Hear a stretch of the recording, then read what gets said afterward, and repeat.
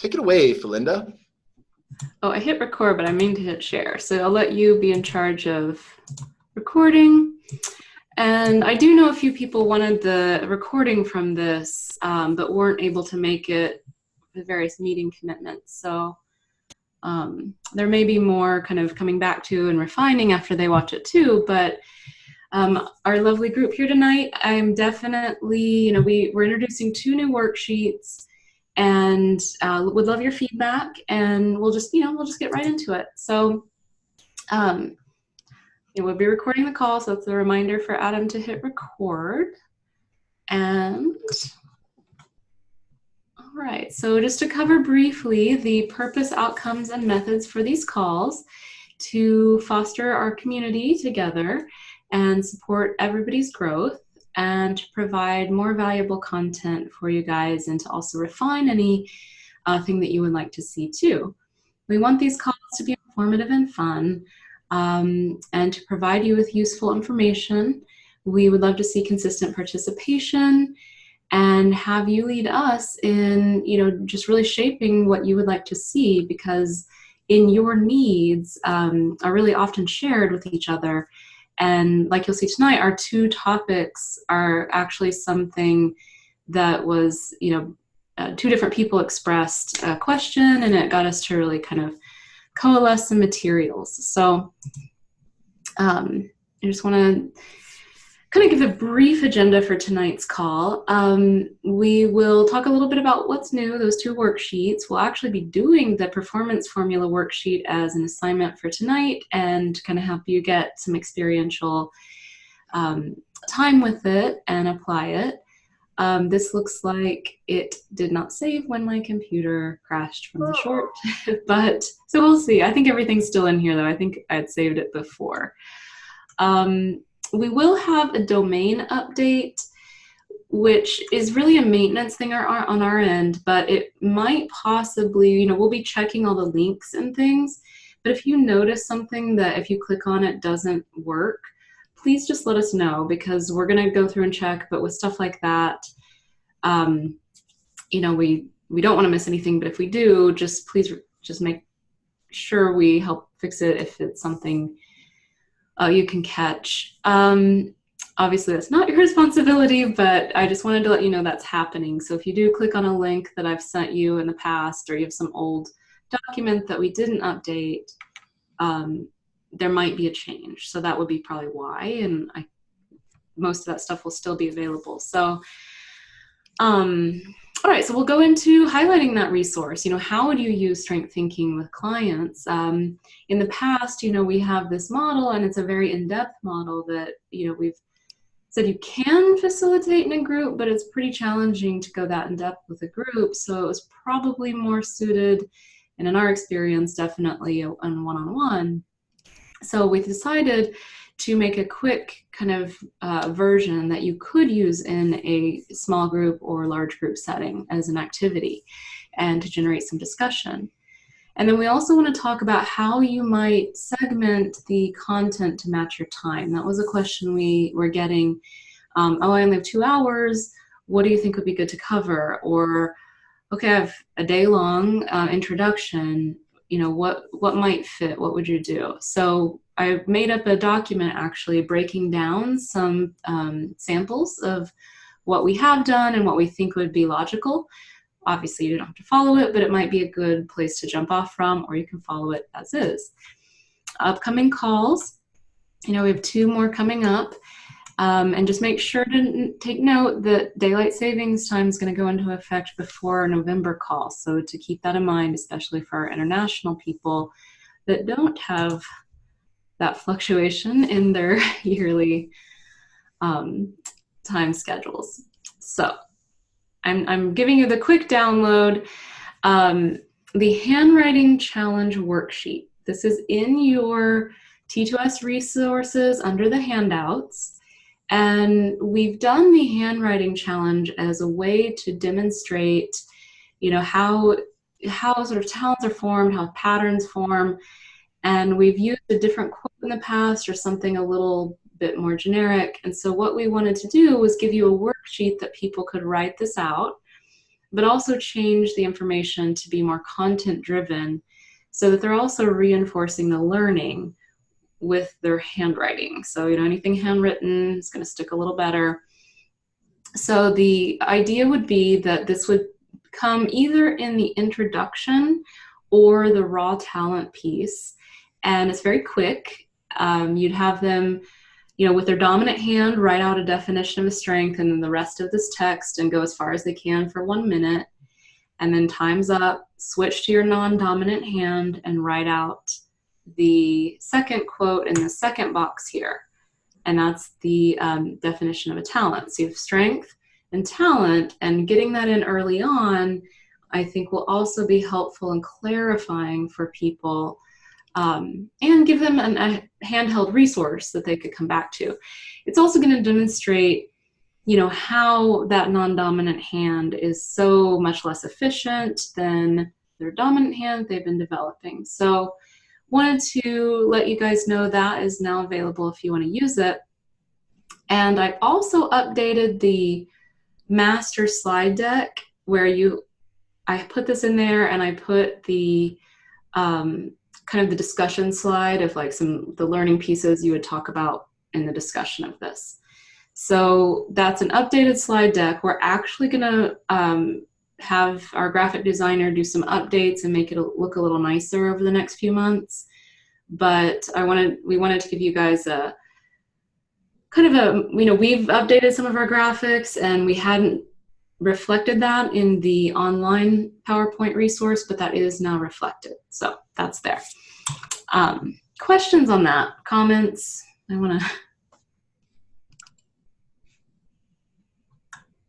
Susan, I can see that you're talking, but I can't hear you yet.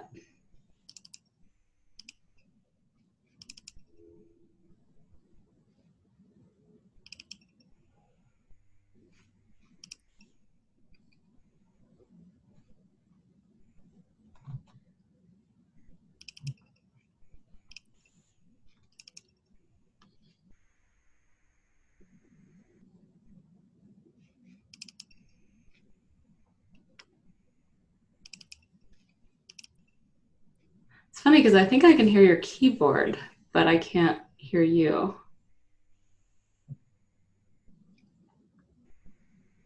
Who are you trying to hear? Well, Susan was asking a question or making a comment, and I could see that she was.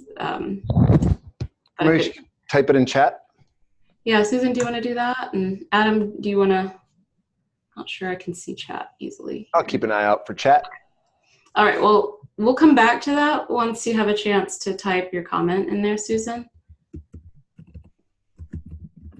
Anybody else on this one? Let's move on to, we'll come back to that as soon as she's in there. So the next master class, we set our start date for January 24th. It'll be a 10-week class. And if you want to audit, refresh, you can. And if you know anybody who would be interested, just point them in our direction and be happy to talk it over to see if it's the right fit. And chat notification, Adam? It says, I was just saying, I really like what you have done. So much better than just writing your name. Agreed. Yeah. I mean, that, like, you could always do the name thing as a simple, quick thing, but yeah, that's great. We're always trying to, make improvements to things. In fact, I would say we're in kind of a growth cycle where we're really looking and developing and, improving. So we're super excited, and you all are part of that. And if you have suggestions or find typos or anything like that, or just come to us with the problem you have, and maybe we can help find a solution that would be good for everybody. So we're really excited about that. That's the role we want to play. So it's pretty cool. Yeah. So I did want to cover last week's assignment. If anybody that's here, their POM worksheet, if they would like to share their example, I would love to hear. And if they had any questions as they went through or clarifications on how they might use this with somebody, we're here to answer those too.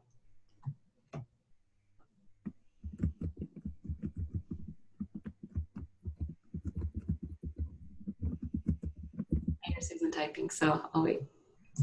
And actually, I can see that. I figured out how. I know it's weird. We can hear her typing, but we can't hear her voice. Susan.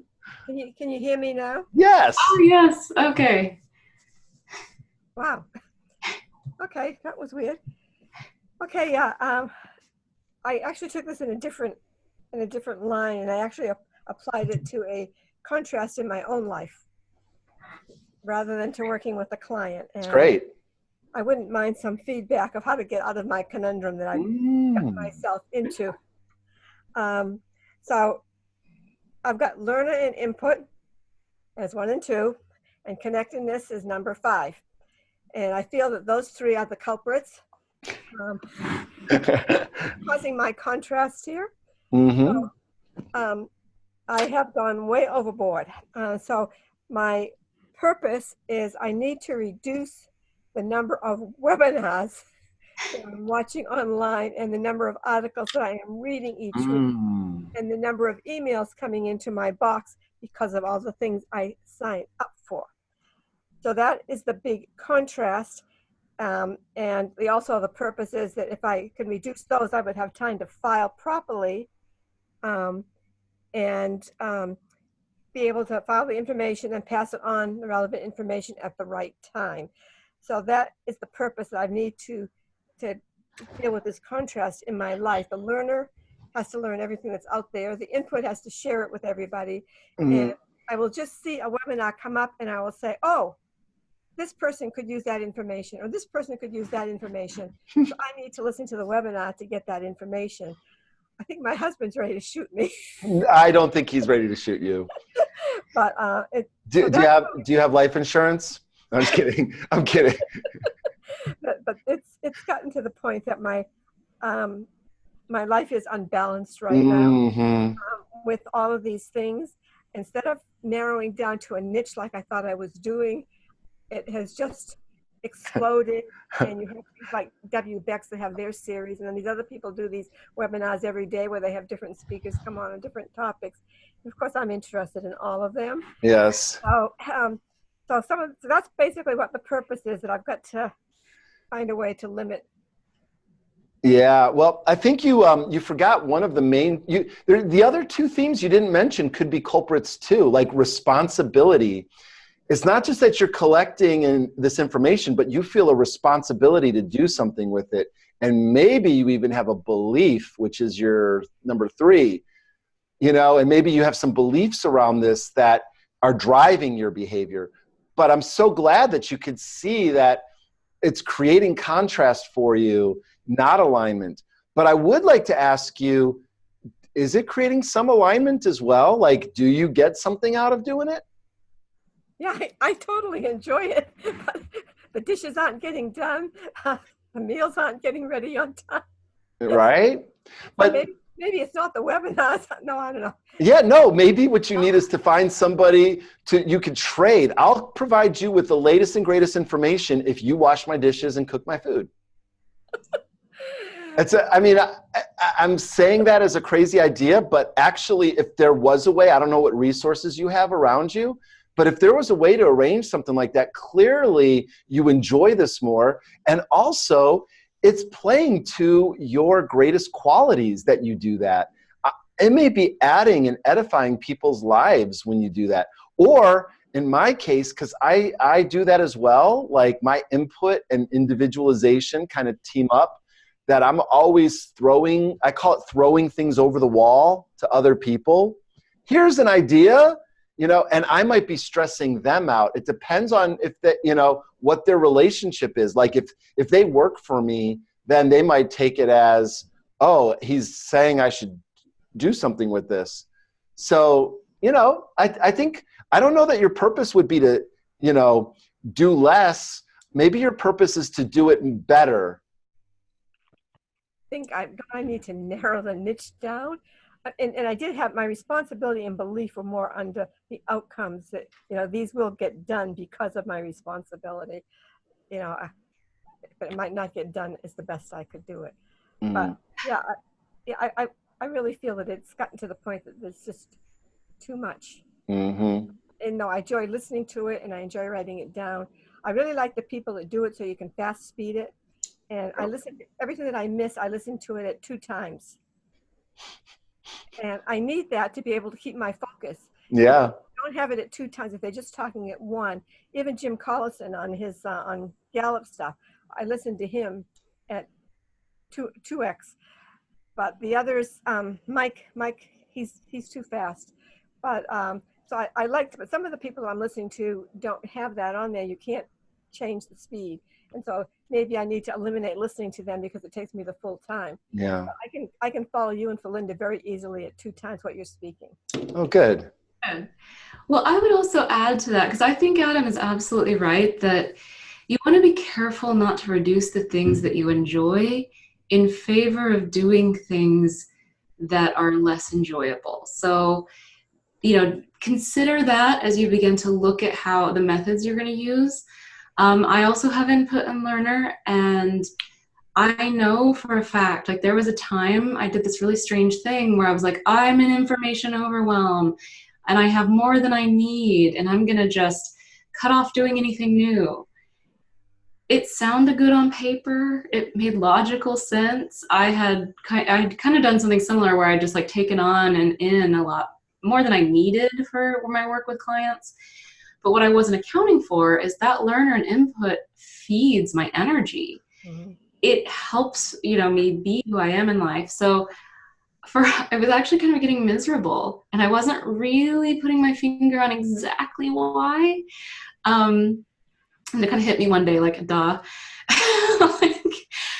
By not letting myself go for like the new, the most specific, the most useful for somebody, I felt like I was really limiting myself. So I got rid of that idea. I don't think you were saying that, but I just want to caution you there because I did something similar and I took it too far and I was in a different kind of contrast that was really not good. But what I did start to do is be a little more strict in the curation of what I signed up for. So sometimes I would delay my sign up. My impulse would be like, I have to learn that now.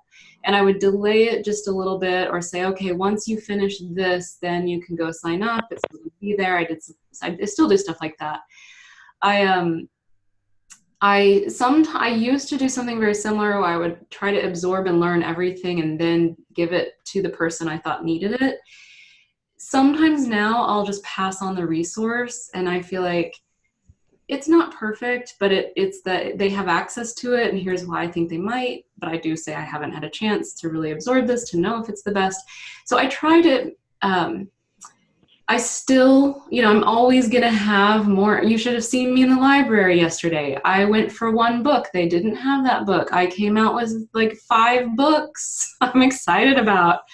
I don't really have time to read those books right now, but I'm excited. It made me happy. It made me interested in plugging into some of the other things I had to do today. Like even prepping for this call, I was thinking about some of those things. So I would just suggest, looking for that nice solution that's going to take some of that contrast away, but not going to take you away from what actually does make you thrive. So that would just be my 2 cents on that. Okay. I actually was going that route. Some of my methods were unsubscribe to X number of emails a day. Don't watch another webinar until I have filed the notes from the previous webinar in a folder and labeled it. Limit myself to X number of webinars weekly. I hadn't put numbers in there yet.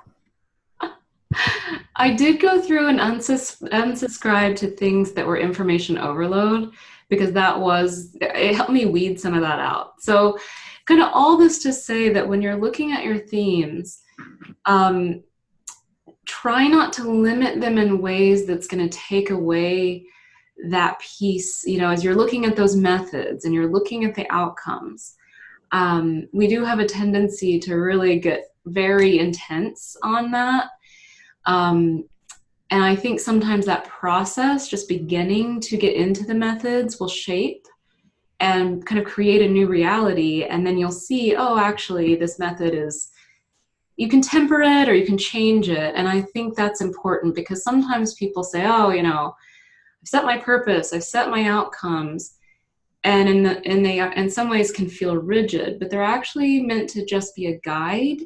And then once you're in the experience of the methods, you can evaluate them as reality happens. And I actually was talking with a client about that this week, because she was like, I feel like the purpose is a lot of pressure, now that I've said it. And she's like, my purpose isn't changing. I said, no, it's not, but you don't have to look at it every day and be like, am I doing it? Like, you've already set some of those methods, give yourself some time to explore them, but also to feel like they can shift organically if they're not feeling good. Adam, do you have anything you'd like to add on that? Because that, I know, is... Yeah, I want to see if anybody else on the call has any thoughts they'd like to share.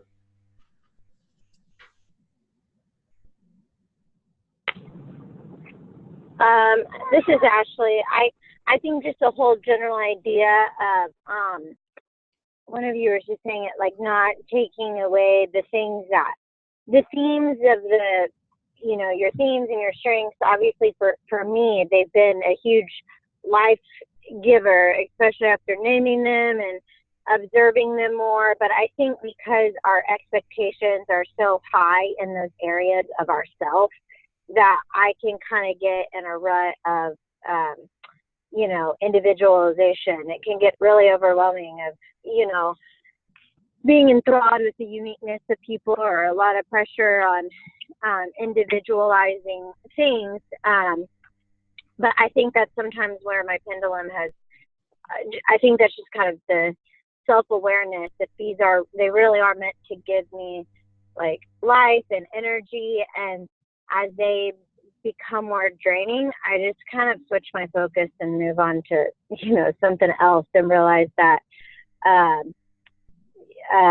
one of you were given an example of something, I can't remember exactly what it was, but anyways, still being able to learn and give, like how Felinda was like, instead of giving the exact all the information, just giving resources. And so anyways, and I think responsibility, responsibility is in my top 10, but the people who are in top 5 deal with a lot of it's just a heavy, the rut of that can be really heavy, to feel the utmost responsibility, held accountable to do things a certain way in light of the rest of the strengths. So I just think with either one, I think the whole rut idea and knowing when it's in the ditch of, one side, it's important to pull out. Anyways. Cool. Good. Thanks. Sorry, Ed. I think that's very well said, Ashley. So if you're overusing them, am I overusing them? That's what I want to ask you, because aside from feeling guilty for some other things, are you enjoying what you're doing? Or do you yourself feel like that behavior is just on its own is just too much? Well, the other thing that I didn't bring up, that I'm not exercising at all. I'm sitting all the time. And so that is a concern, that I need to be up moving more and not sitting quite as much watching these things. And Achieva is my number 6 and Intellection is my number 7, which doesn't help the process any. Yeah, but I'm still not convinced it's a bad thing you're doing. I mean, like this is your way of like, I feel like this is your way of contributing to other people. It's, this is something you enjoy to give, where other people who see you might go, whoa, that is a lot of work, lady. How are you doing all that? But for you, you're like, this is just what I do. I love to consume information, and I love to channel it to people that it will help.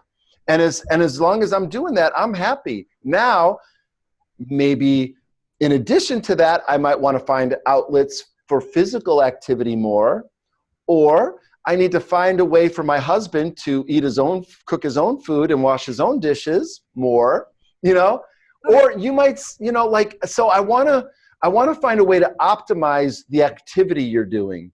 Because what I think is the strength here is that you're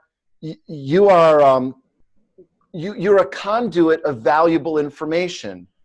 Now, that's not going to show up on any kind of assessment like, hey, are you good at being a conduit for useful information? That's just not an activity that would have a label. But it's clearly the activity you're doing now. And I would say, how could you perfect your craft? Maybe you're doing, like, when you're doing something and you overdo it and you're wasting moves and energy on the fringes, but then the stuff you're doing here at the core is really good. So if you could do more of that, you could do more of that.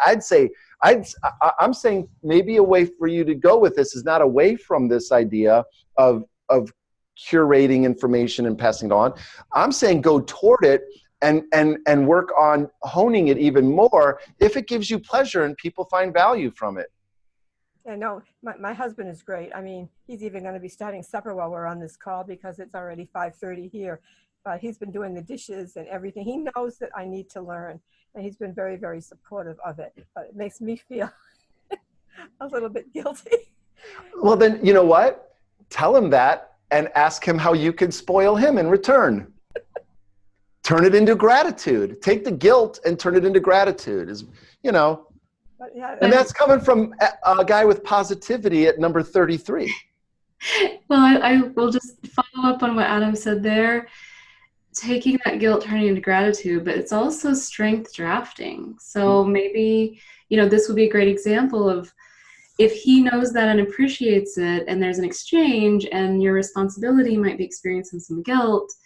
Maybe there's a way, like Adam said, you could spoil him, strength drafting. And I think we all do that, but it's looking for that way to, and I think that's why the POM is such a nice tool, because it gets the clarity on the paper.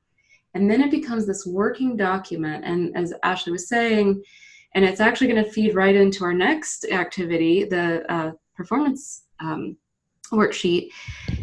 This is a working experience. This evolves as we go. And, as we learned about the themes through the coin model, it's set up in a linear fashion for learning. But once you're through that, it's almost like the infinity loop where you're kind of going back in and reevaluating or helping somebody else. And so the POM and this next one that we're going to do is a really nice way to kind of anchor in where you are in the moment, and then give you a way to kind of get whatever outcomes you're looking for, so we'll move actually into this next worksheet of how you would use. I'm going to start sharing again so you can see it, but you can tell we enjoy talking about this stuff quite a bit, and I'll be curious to see, Susan, how it evolves. But like Adam, I want to caution everybody, move toward what you love to do and see if there's ways to minimize the things that are getting in the way of that. So let's talk about the performance worksheet. So it's a new resource. Like I said, you still have the ability to use your strength thinking worksheet. This is a great document when you want to do a deep dive. This is kind of the whole enchilada right here, and it really helps you apply the context of each individual theme. You could spend a lot of time with this if you need it. But like we said, that's pretty hard to do in a workshop setting, or just even if it's a shorter engagement with somebody, or if you just want to kind of orient quickly. So we decided we would come up with the performance formula worksheet. And we're calling it the performance level because, remember, not everything needs to be at the level of the strength. And I wanted this document to be something you could apply to yourself and others, that if you go in and you say, okay, I'm going to identify this activity, I'm going to see where I am now, I'm going to see where I want to go, and you're kind of thinking of why you want to do this, the purpose, you might have thought strength was necessary, but maybe actually competent was the real answer here. And it's an easier thing to move up the performance ladder to a lower level and then save your energy for the things that truly are your areas and activities of strength. So it's a nice way to assess the reality of an activity, where you are, where you'd like to go. And I think it helps clarify You know, do you need a doctorate in something that actually you just needed to read a couple articles on? You know, maybe you just need to be at a basic or competent level on a certain topic. Maybe you'd love to be at mastery, but timing wise and reality, you know, so you have some room here to be clear. So you help isolate the activity. It's the same concept. You identify your current performance level that you are in this activity, and you identify the level you'd like to reach. So then you go into identifying your talents, because, you know, as you know, on this call, everyone here, your talents are your multipliers.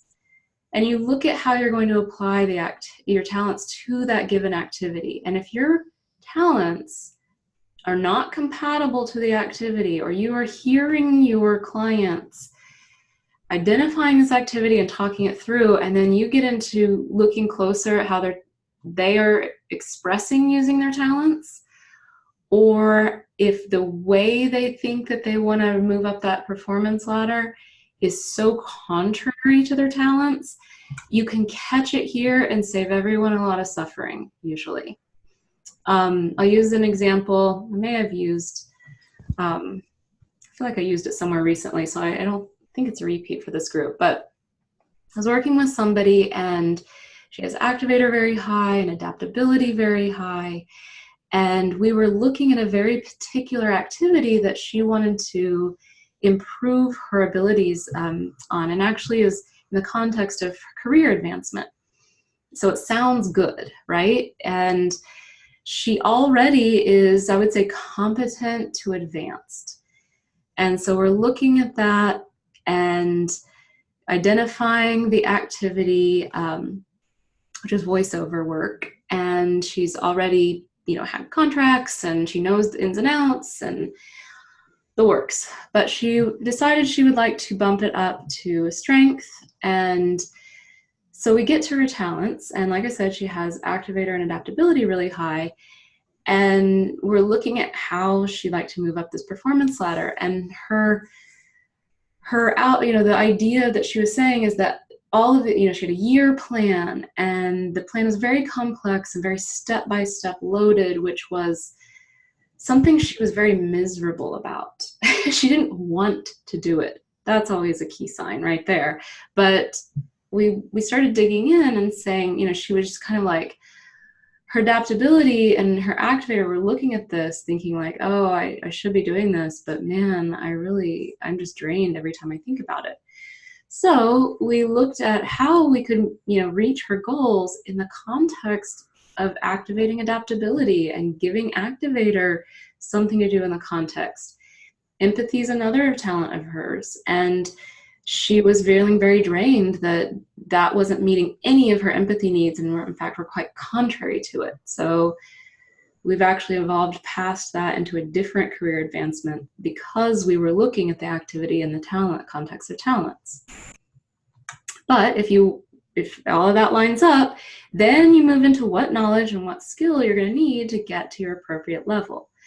So you could, in a workshop, use this. I would suggest using it in the section of the mature talent phase. Again, I think I put this in the slide deck already. And I'd like you to actually take this worksheet and do this before our next call for yourself, either a personal application or you know, and maybe you do it for a personal application, which I always think is a really good place to start. It helps you wrestle with it. It helps you kind of work out some of the kinks. And then maybe you give it to somebody else to you know, coach them through it. So I'm going to stop there. I'm going to ask for questions or comments. Yeah, I'm going to be quiet a minute.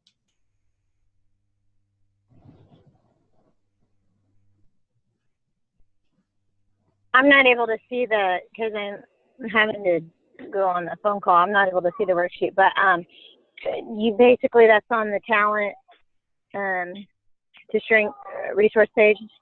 Yes, so it's a single download on the resources page, and then I also put it in the master slide deck if you wanted to include it in like a workshop or something. But it's a standalone worksheet that you could download and do, or do with a client. Okay, and this is in addition, just to clarify, again, I'm so sorry I can't visualize it. And this is in addition to It's been a while since I looked at the performance ladder, but is that in addition to it was like the bowl or something? Yeah, You know it's what I'm talking about? actually using that model and kind of giving you a way to make it actionable. So it is that same model with the little bowl on the bottom and the ladder. Okay, so got it. It's a practical handout to climb the ladder. Yes. Okay, awesome. I think that's great. Yeah, I appreciate this format and you taking the time to do this. I've done the other exercise now with a couple of staff members, but I would like to do something with a small group. So I'll give this a shot before our next call. Great. I'd love to hear how that goes. I too I haven't had time to experiment with people yet myself, so I had planned that too, but I'd love your feedback on that. I have personally done the longer version and have worked through the longer version with clients. I think it's still super valuable to go that in depth if you need to, because this doesn't account for some of the, the sub bullet points that you can really kind of, more of a granular plan or kind of walk through, or really getting some of those issues out on the table that might have been hidden. So I think that I'm hoping that this short version is useful and has a really nice application. But I do hope that, if you need that longer one, it's still there for you. Yeah, this stuff is really good. This is like nobody's that I know of is doing anything like this with StrengthsFinder, like really going into how do you apply your themes? Oh, how do you even apply the whole strength formula? I don't even hear other coaches really talking that much about knowledge and skill. Everybody's all about the themes, which are awesome. I love the themes. But what we're trying to do is get people to not just be obsessed with StrengthsFinder and the themes, which we enjoy and we like, but to apply it meaningfully in our lives. And so as Felinda was talking through that, I was trying to think through Susan's situation, your situation a little bit more. And so the first thing that came to my mind was your learner. I forgot this about learners. It's been a while since I said it. Learners never feel like an expert. So I wanted to ask you, how much of your learning is about this feeling of like, oh, I don't know enough and I need to know more? Because you know a lot about all this Gallup stuff and StrengthsFinder stuff. I'm just wondering if you know that you know it all, or how much of it is you kind of like not feeling like you know enough yet. Oh, it's not all Gallup stuff. It's other stuff as well that I'm picking up on and learning. And I still want to delve into the whole area of emotional intelligence. Yeah. Take a course on that. So I feel maybe like on the ladder, I probably feel competent enough to use the StrengthsFinders and the Myers-Briggs and the Strong. I don't feel that I'm at the top of any of them. I think there's always more that I can learn. Sure. With things, but it's more learning new information. And as I had a principal once tell me that she kept assigning me different classes to teach, and there's a shortage of teachers overseas, and she goes, you'd get bored if you taught the same thing over and over again. And that's true. I didn't really realize it at the time. Yeah. So as I've been doing something, so I've been doing this job that I've been doing for the last 5 years, I need to break out. I need to expand. I've done what I can do there.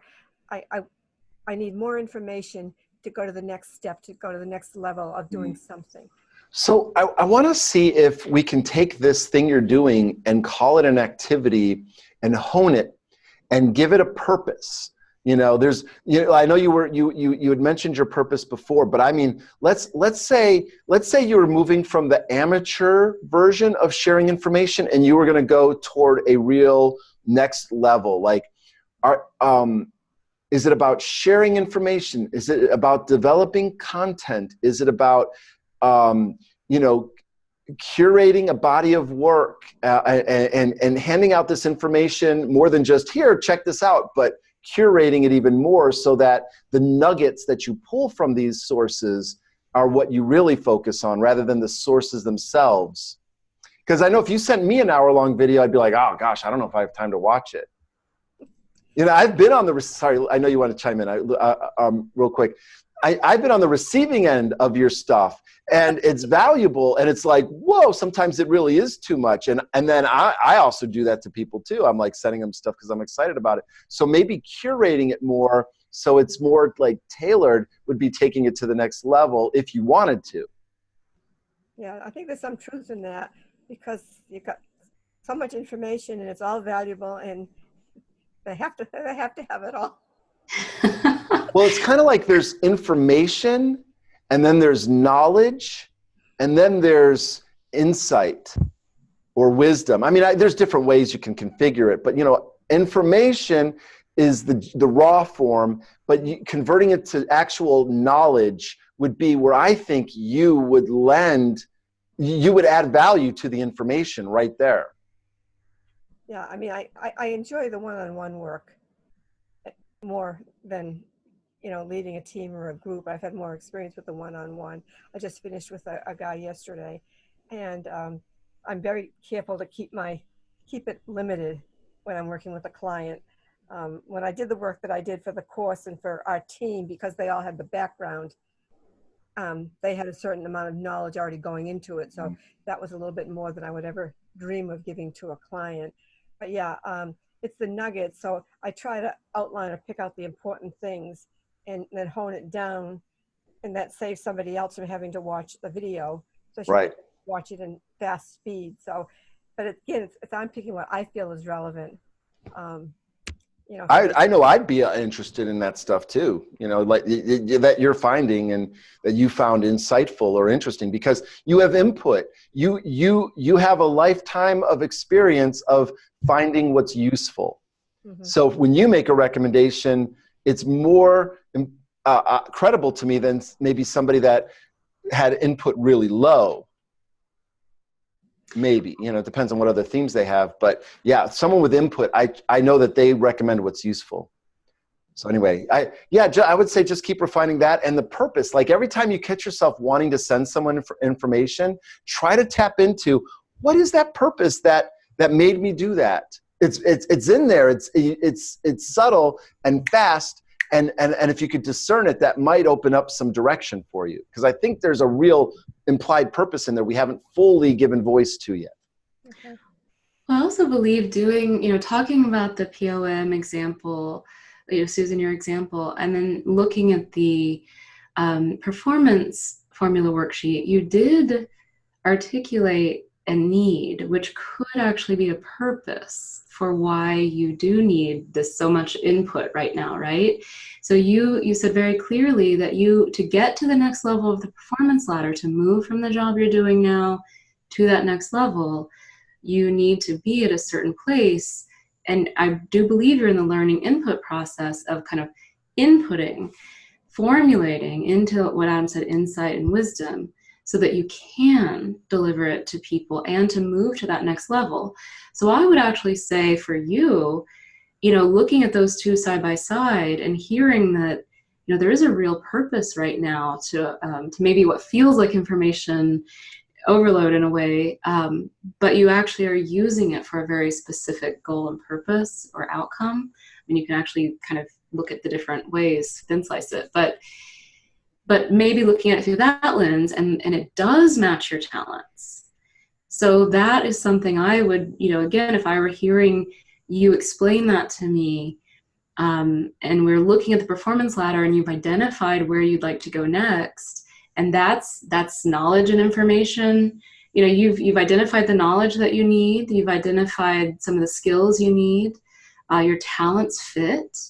So, maybe kind of keeping that in mind as you hone that and look back at that purpose outcomes around, the why of the information gathering, because it might not be this intensive for much longer if you do feel you've gotten what you need and you can kind of make that transition for work. So this is why I kind of like these side by side, and why I really like attaching, the performance ladder and the strength thinking to your purpose outcomes and methods, because I think life is going to hand us all these different things, And we have to filter and evaluate and reassess through the lens of hopefully our talents and, the why and the how and, so there's a lot in it. And again, like I said, it's something that shapes itself as you begin to work with it. And I just hope that, be curious to see how it evolves. And I hope that does lead you to that next step. I'm going to share, I want to make sure, because we're getting close to our time, I want to cover our second content point. This is a kind of quick one, actually. It could be really in-depth, but I can go over it quickly because we've had a lot of questions. Okay, like I have 2 hours to work with somebody, or somebody's come to me and they want a 2-day workshop, or I'm working one-on-one with a person. What do I do? And so this is a starter document. It's also in your Talent to Strength resources as a download. Closer to the top under the workshop section, I think. I'll have to take a look in there, but I thought I had written it down, but my computer crashed and it didn't save. So this is a way that you might be able to kind of follow how you would break this down. So let me just read a couple and tell you what I mean. So let's say somebody comes to you and says, I want a 2-hour workshop. And you're, okay, great. You cover the purpose and outcomes, why they want it, what outcomes they'd like to see. And you come to the conclusion, because usually in 2 hours, it's an introduction, it's an overview, you can get to some stuff in 2 hours, but it's usually, we all know it's not in depth. So here's a potential thing, amount you could cover. You would do an overview version where you would introduce the raw talent and theme anatomy. That is where I would probably spend some time. The theme anatomy is a really good individual customized report that somebody can really plug into and very quickly understand the context of a talent. And then maybe I would do a very brief overview of COIN in the context of, if you'd like more, this is what we'd be talking through, or this is how you would apply this information, sort of taking it from, hey, you've taken the assessment, now what? So that you could do pretty easily in 2 hours if you really were brief on the COIN. You probably could only do 1 or 2, or maybe, you couldn't do very many activities, but you could do some brief versions. Or, hey, you've got 2 hours, you might work through one section, raw talent, and you do a little bit more of the activities and you spend a little more time. You do connect and you do the mnemonic. So you don't give, you tell them there's more, but if you start them at the beginning. So you have kind of the overview version or the in-depth version. And then I just outlined, broke down, for the longer segments of a workshop, what might be useful. And like I said, you could go into more of the worksheets, but also add longer discussions with more takeaways, which I think is important. However, we do also like to stress, if you can break this up into multiple sections over time, people are going to internalize it and apply it and engage with it a little more in depth. So I gave you a little breakdown of that, and I gave you a little breakdown of the coaching sequence. You do not have to follow this. You may already have your own sequence in place, but this is something that we saw as a need, and so we wanted to give you something to go on. So any questions on that?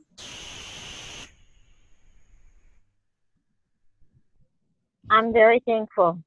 Thank you. That's one thing I was looking for when I got the email. I've kind of been behind on emails and stuff, but I'm glad I ran across this one, because honestly, that was exactly what I was looking for. Because I'm meeting with some interns on Thursday about Strength Finders, and it's been a while since I led some people through strengths, because life, and I had a baby since our last class. Oh, congratulations! So now I have 3 little boys. Wow. So that was helpful, because I was recollecting, where do I start? In the sense, I only have a couple hours. I want them to really connect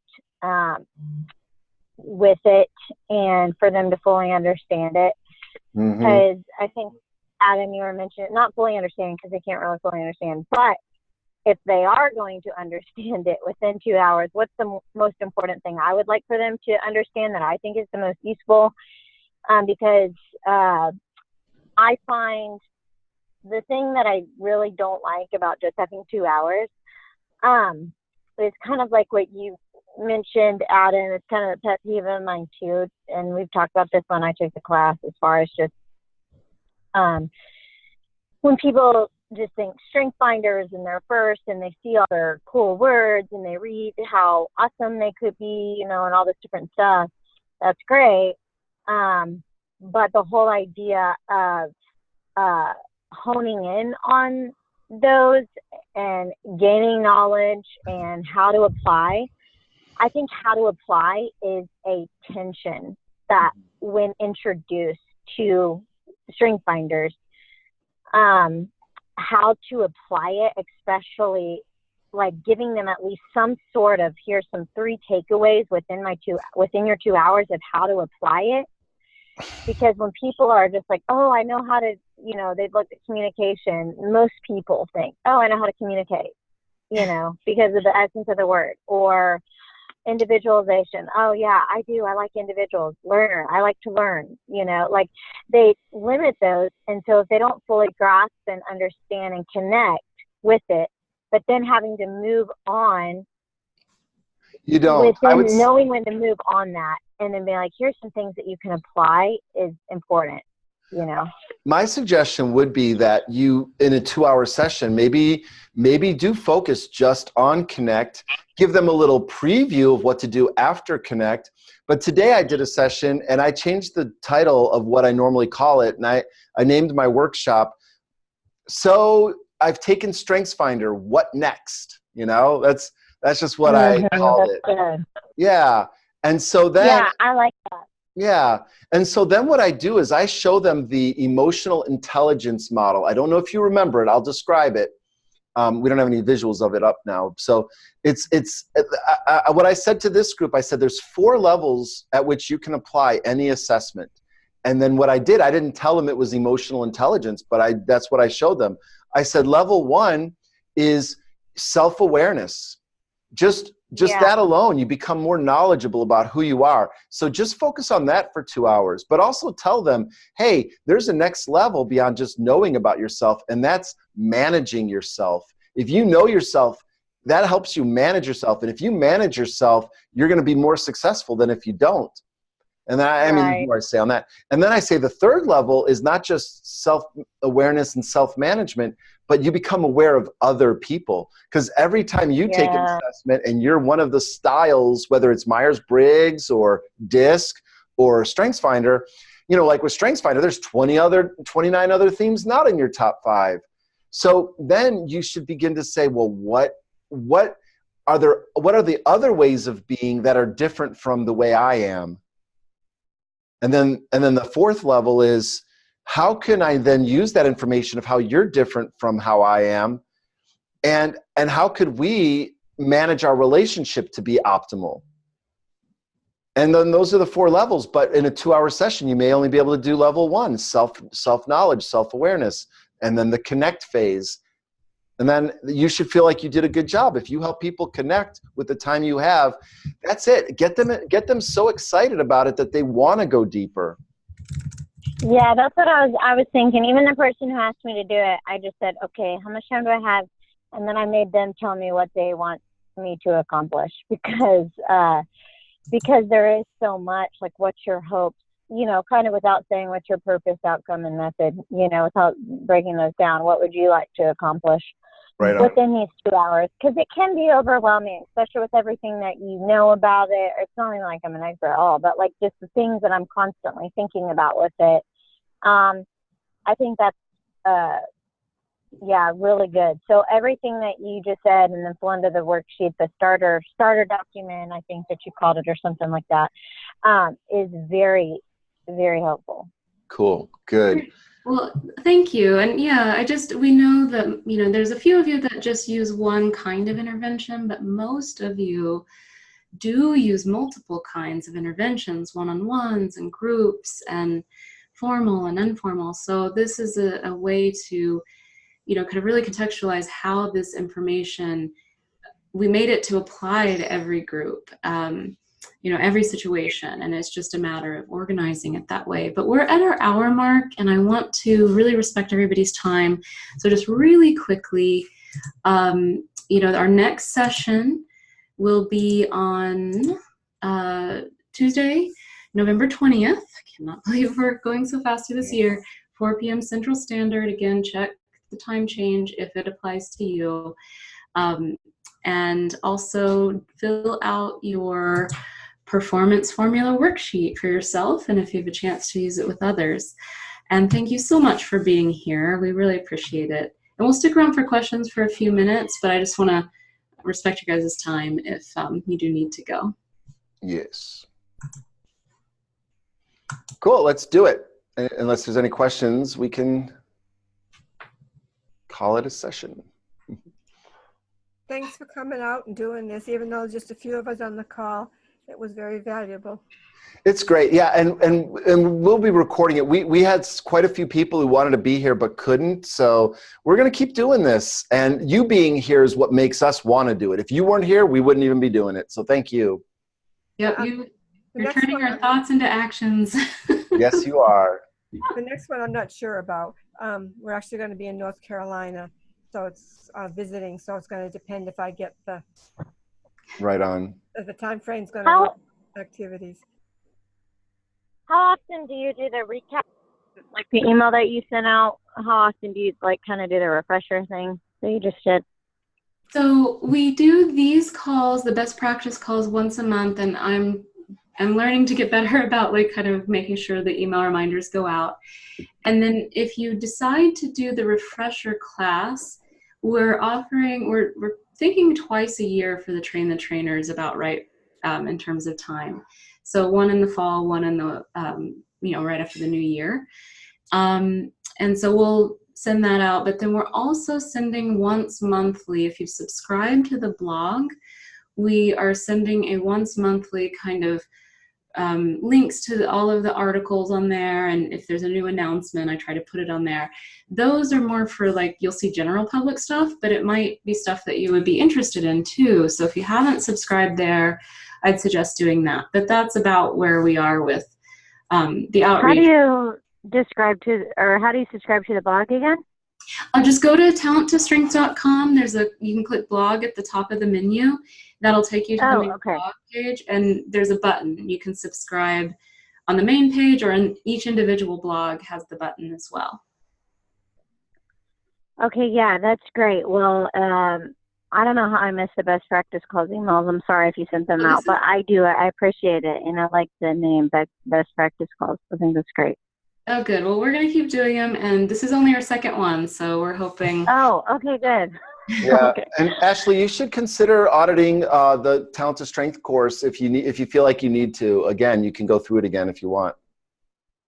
Oh, okay, yeah. I forgot about that. We want to make sure you have what you need and that you're doing awesome and you're loving it, and yeah.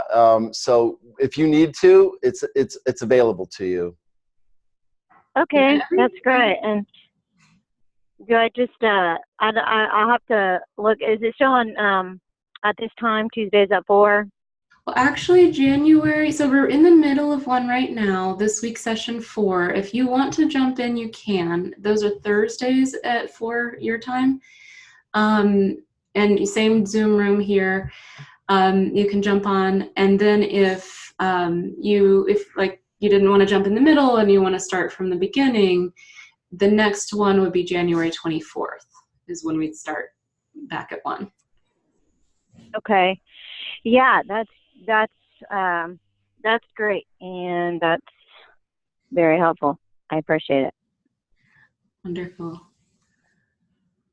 Cool. All right, guys. Oh, I want to do something too. I want to show people the T-shirt in case they want to order.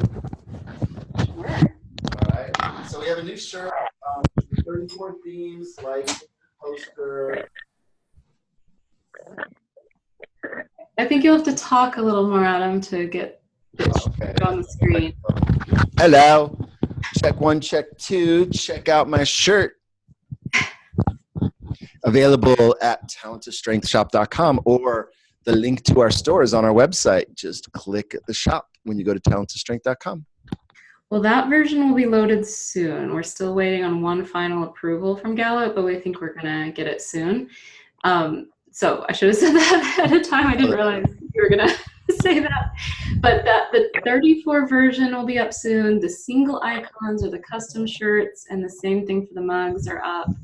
And the posters the 34 poster will be up to print, so that you can buy if you want. So there's products coming on there soon, like within that. The poster should be up this week.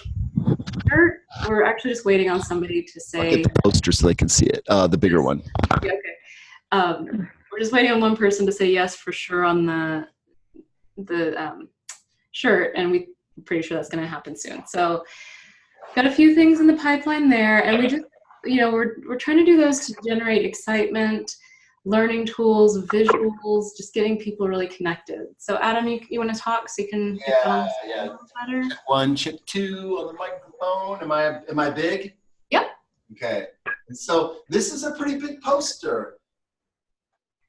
And it looks, we're going to be selling that size, which is quite large. It's like the one behind me, for another sense of scale. But then we're also selling a smaller version for people's offices. Like, say if they don't have that much wall space, or they have a cubicle and they want to post that.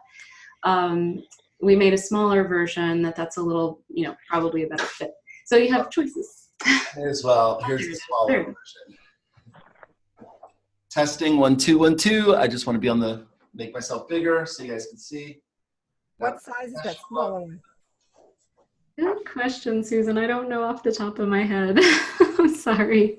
I can get that answer to you, though. I have it. I mean, it looks bigger than normal typing paper.